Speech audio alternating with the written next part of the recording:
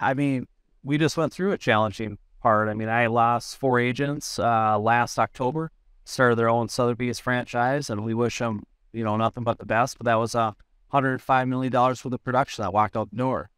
And so, I was forced to really get back to the basics and really up my game in the production standpoint, as well as lead by example and recruit. And, I'm proud to say that this year the market's down a little bit in general across the country, but we're still flat as far as volume, which is great. And even after losing, that kind of production from 4 agents. So we feel really blessed, and, our culture in our office has never been better. And we're just in a good spot right now.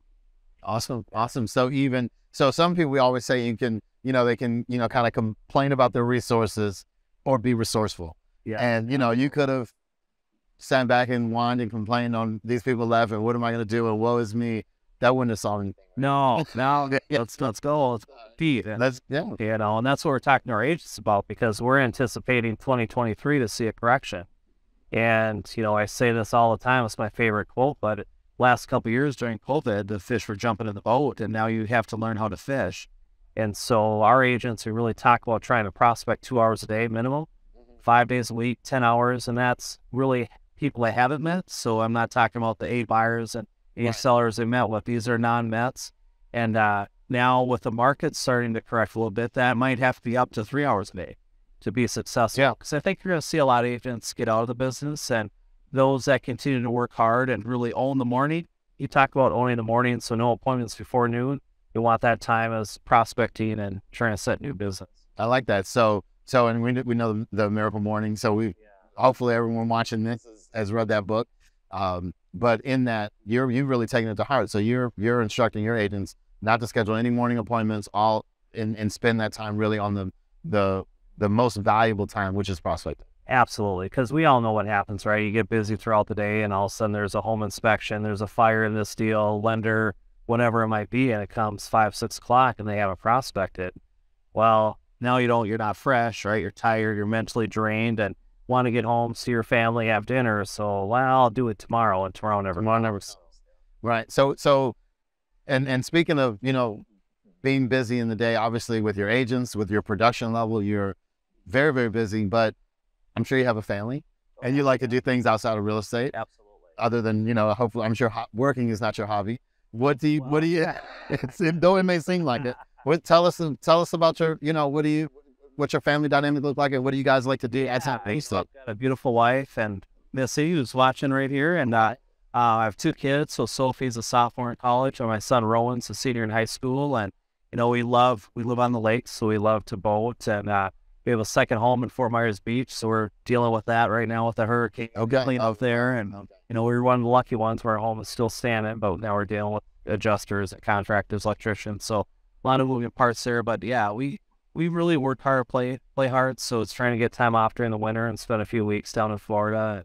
But at the same time, this is a lifestyle. So my family's understood that, or my wife was able to stay at home with our kids. And, people say, what are your hours, Chad? You've been doing this 22 years. And I say my hours are awake to faint. I mean, literally, I lead by example. So the first one typically in the office, a lot of times, if not one of the last ones to leave, and just try and set that example, because, real estate's such a beautiful business. It doesn't matter what your background is, your education level, what your parents did. It's really, if I talk to 22 people in a day and you talk to 4, I'm going to sell more houses.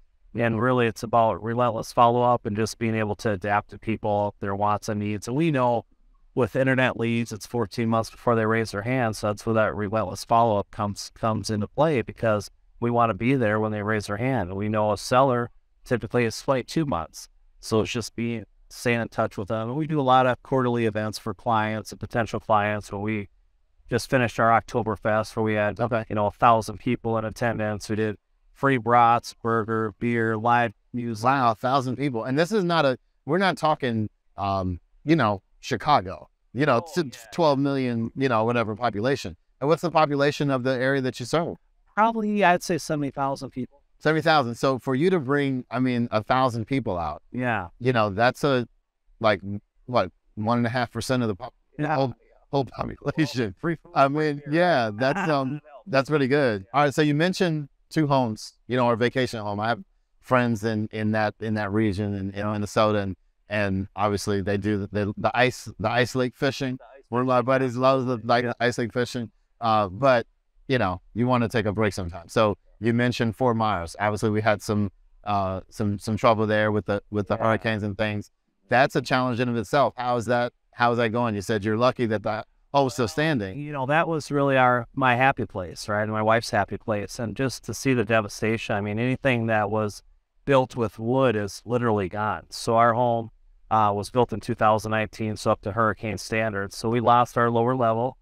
So we had the blowout walls, and but it was just amazing. Like, our neighbor had a Jeep in his pool, and we have a car in our canal. And just to see we're blessed because it is our second home. We don't live there year round. We just can't fathom the people that lost their homes and just starting over. And unfortunately, a lot of people didn't have flood insurance. They're not covered. And those that did, the flood insurance is up to $250,000. And, you can't replace anything for $250,000. So it's going to be years to get Fort Myers Beach back. But it's, the people are resilient there, and spirits were high. I was just down there last week, and, it'll come back probably stronger than ever is what we're thinking, but it's going to be a few years. And so our thoughts and prayers go out to all those people that were impacted.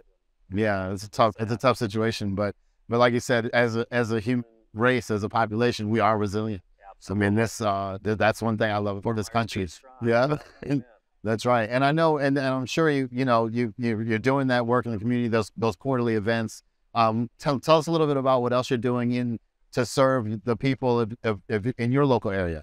Yeah, so we do a lot. Like, we give back to the soup kitchen. So we're proud to say a couple of years ago, we made a pretty large donation that kept the soup kitchen open. We give away pumpkin pies. So we'll give away over 1,000 pumpkin pies this year to our clients, friends, to the community that just stop in and get with those big Costco pumpkin pies. People love that.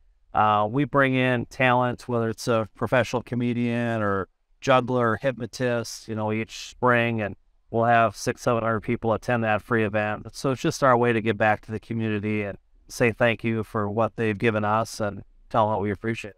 Yeah, and it all circles back. And you're not doing it for business, you're doing it to serve. But we always talk about, when you're coming from a place of service, it's just the way the universe works. It's like then the phone's ringing off the hook, you're busier than ever. And, buying a home or selling a home is typically a person's largest purchase or sale. And, we get busy, right? So 22 years in the business, and I have clients that have been coming to these events for years, and it's just nice to catch up. Even if it's for 3 minutes, how's the family? How have you been? How's the house? How are the kids? And it's a lot of fun because you start to develop those relationships. And again, there's only so many hours in the day, so that's a good way for us to meet with them quarterly and just check.